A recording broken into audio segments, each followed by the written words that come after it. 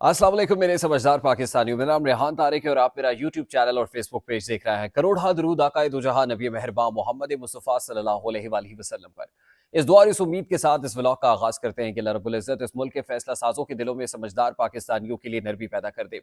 आज की बड़ी खबर तो यह है कि जनरल फैज हमीद को फौज ने तहवील में ले लिया, लेकिन उससे बड़ी खबर यह है कि एक और हाजिर सर्विस और मुक्तदर इदारे से ताल्लुक रखने वाले अफसर की गिरफ्तारी भी प्लान्ड है।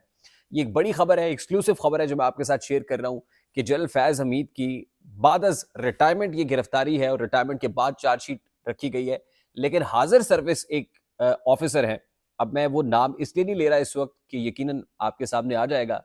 हाजिर सर्विस ऑफिसर है और मुक्तदर इदारे के बड़े ऑफिसर हैं और उनको भी पाकिस्तान तहरीक इंसाफ के बहुत क्लोज समझा जाता था। मैं इतना आपको बता देता हूं कि उनकी रिटायरमेंट बहुत करीब आ चुकी है, रिटायरमेंट के बिल्कुल करीब है। और अगर आप वाकई नाम भी कंफर्म करना चाहते हैं तो फिर जरा चंद रोज पहले मैंने एक व्लॉग किया था और मैंने किसी अफसर की रिटायरमेंट के बारे में आपको बताया था कि रिटायरमेंट के दिन बस करीब हुए चाहते हैं। तो अब रिटायरमेंट हो रही है और रिटायरमेंट से आप समझ लीजिए कि पहले ये जो फाइल वर्क है वो मुकम्मल हो गया है और अगली गिरफ्तारी प्लान्ड है। अच्छा, ये क्या हो क्या रहा है, ये अचानक से हुआ क्या है, ये पासा जो पलटा है वो पलटा कैसे है और ताकतवरों ने प्लान क्या बनाया हुआ है, एस्टैब्लिशमेंट इस वक्त क्या कर रही है। देखिए, सबसे पहले तो मैं आपको ये बता दूं कि आपको हाल ही में पाकिस्तान तहरीक इंसाफ की कुछ गिरफ्तारियां दिखाई गई होंगी। उसके अंदर एक जो बड़ी गिरफ्तारी थी वो रऊफ हसन साहब की थी और रऊफ हसन की गिरफ्तारी और उसके बाद जमानत और फिर उनके फोन का फोरेंसिक और फिर जब ये कहा गया कि हमें पाकिस्तान तहरीक इंसाफ के सेक्रेटेरिएट से कुछ ऐसी चीजें मिल गई हैं कि जो last nail in the coffin है, इस हवाले से पाकिस्तान मुस्लिम लीग नून के बहुत सारे जो करीबी लोग हैं वो बात तो कर रहे थे लेकिन पब्लिकली खुलकर इसका इजहार नहीं कर रहे थे, क्योंकि एस्टैब्लिशमेंट के जो कंसर्न क्वार्टर्स हैं वो चिलमन से लगे बैठे थे कि अभी आपने ये बात आउट नहीं करनी। अच्छा, वो अब पोर्ट्रे क्या कर रहे हैं, बताया क्या जा रहा है, उसमें बताया ये जा रहा है कि जब 9th ऑफ मई हुआ, देखिए ये सारा मामला 9 मई के साथ जुड़ा हुआ है। ये टॉप सिटी तो समझ लीजिए कि एक बहाना है, असल कुछ और निशाना है। 9th ऑफ मई का मामला है और जब डराया जा रहा है ना पाकिस्तान तहरीक इंसाफ को, इमरान खान को कि अब मिलिट्री कस्टडी में देना, और इमरान खान साहब पहले भी कह चुके हैं कि मुझे इन्होंने मिलिट्री कस्टडी में देना है।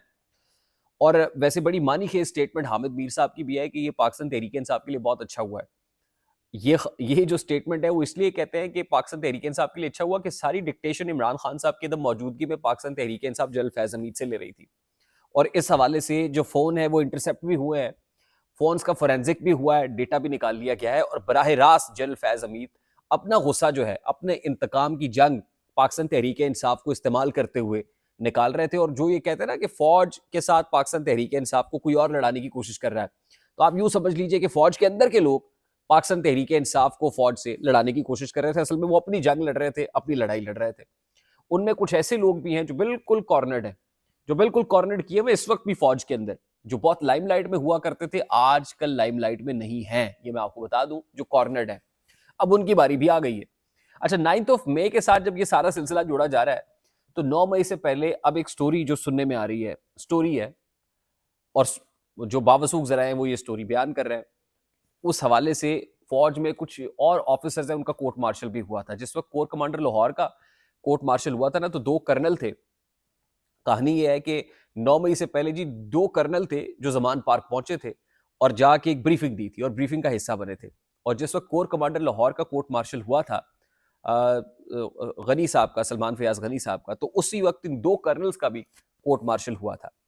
अच्छा, अब वो जो 2 कर्नल हैं वो कुछ लोगों के जिनका कोर्ट मार्शल हुआ, जिन ऑफिसर्स का, वो कुछ लोगों के अगेंस्ट वादा माफ गवाह भी बनने जा रहे हैं। ये खबर भी आ रही है, ये कुछ से बड़ी ब्रेकिंग न्यूज है कि वो वादा माफ गवाही देने के लिए भी तैयार है। और हो सकता है कि उन्हीं गवाहियों में जो एक बड़ी गवाही है वो जनरल फैज हमीद के अगेंस्ट भी हो, क्योंकि आईएसपीआर ने बड़ी कमाल महारत से जो दूसरा हिस्सा लिखा है ना प्रेस रिलीज का, उसके अंदर वो सब कुछ बयान कर गए हैं। बाद अज रिटायरमेंट की जो जितनी कार्रवाइयां हैं ना, वो जितने इंस्टेंसेस उन्होंने पकड़े और रिकॉर्ड किए, वो सारा कुछ उसमें आ जाता है। अच्छा, अब इसके ऊपर मैंने आपको बताया था कि जीएचक्यू में एक बड़ा इजलास होने जा रहा है और उस इजलास के अंदर ही इसकी इंडोर्समेंट, एक तो पहले इसकी इंडोर्समेंट हाईकमान पे ली गई और अब ये जो फौज के अंदर कुछ लोगों को परेशानी है ना, वो परेशानी भी दूर करने की ठान ली गई है कि उनको भी एतमाद में ले लिया जाएगा कि भाई हो क्या रहा है। और आने वाले दिनों में जो बड़ी गिरफ्तारियां होने जा रही हैं वो बताया जाएगा कि फौज का अपना एक मैकेनिज्म है और उस मैकेनिज्म के तहत जो है ना मामला चल रहे हैं।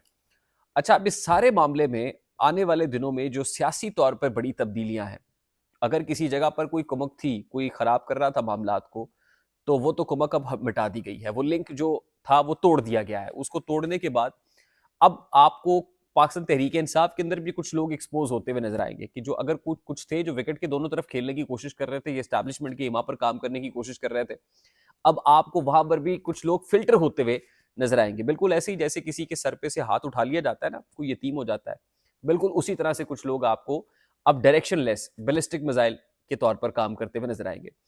तो ये ज्यादा देर और ज्यादा दूर की बात नहीं है, बल्कि अब यूं कह लीजिए कि बात सिर्फ चंद घंटों तक आन पहुंची है।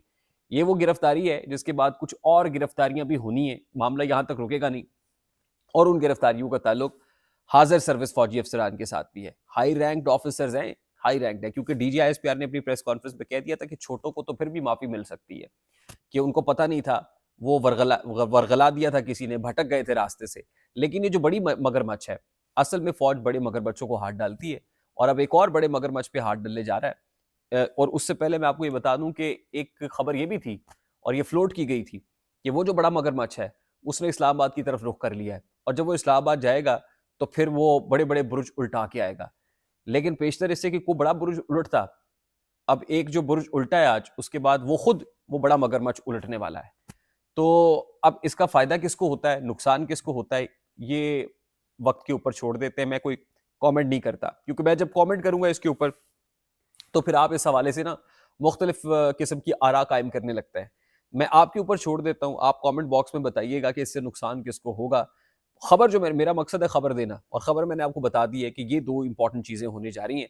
और आज ही इमरान खान साहब ने पर्टिकुलरली अडयाला जेल के अंदर जो गुफ्तगू की है आईएसआई से मुतालिक, वो फिर कह रहे हैं, वो कहते हैं कि जी ये जो 9 मई को आग लगाई थी वो आईएसआई ने खुद लगाई थी, और मैं एहतजाज नहीं करना चाहता था कि मईशत को नुकसान पहुंचता है, लेकिन आईएसआई ने आग लगाई और फिर सीसीटीवी फुटेज भी चोरी कर ली। अब ये जो स्टेटमेंट है ये इस गिरफ्तारी से पहले का स्टेटमेंट है। अब जब गिरफ्तारी हो गई है तो इसके बाद खान साहब इस गिरफ्तारी पे क्या कमेंट करते हैं, जनरल फैज हमीद की गिरफ्तारी पे क्या कहते हैं, और उस पे what he has to speak now, उससे भी बहुत सारी चीजें आपको क्लियर हो जाएंगी कि पाकिस्तान तहरीक इंसाफ अब क्या सोच रही है, क्या प्लान कर रही है, और फिर इस्टेब्लिशमेंट जो है उसने क्या प्लान किया हुआ है। मैं आपको बताऊं, ये मैं इसलिए कह रहा हूं क्योंकि टॉप सिटी का अगर सिर्फ मामला हो ना, तो टॉप सिटी में जिन लोगों ने रेड किया था वो फौज जफर मौज थी, वो तोपे थी, टैंक थे, वो ऐसे था कि जैसे वो जंग लड़ने जा रहे हैं। अगर आपने उस कार्रवाई को, और मैं अबसार आलम साहब का एक कॉलम था और उसके अंदर उन्होंने बड़ी डिटेल में लिखा हुआ था ये सारी चीजें, वो ऐसे था जैसे वो किसी जहाज पे गए हुए हैं, किसी हाउसिंग सोसाइटी पे नहीं, जैसे बॉर्डर के ऊपर जंग लड़ने जा रहे हैं। और भाई वो जनरल फैज हमीद अकेला तो नहीं था, वो बहुत से और लोग भी थे, तो फिर वो कहाँ हैं, उनके अगेंस्ट कोर्ट मार्शल, उनके अगेंस्ट कार्रवाई क्यों नहीं। ये एक इंडिविजुअल का एक्ट था, एक इंडिविजुअल है, फर्द वाहिद है, तो सवाल तो बहुत सारे उठेंगे। तो इसलिए मैं कह रहा हूं कि ये मामला यहां तक नहीं है, इतना सादा नहीं है, बल्कि इसमें कुछ और चीजें भी हैं। आई होप मेरी बात आप तक पहुंची होगी। अगर पहुंच जाए तो वीडियो को लाइक और शेयर करना मत भूलिएगा। चैनल पे नए तो चैनल को सब्सक्राइब कर लीजिएगा, बेल आइकन जरूर दबाइएगा। मुझे रेहान तारिक को इजाजत दीजिए, अपना बहुत सारा ख्याल रखिएगा। अस्सलाम वालेकुम।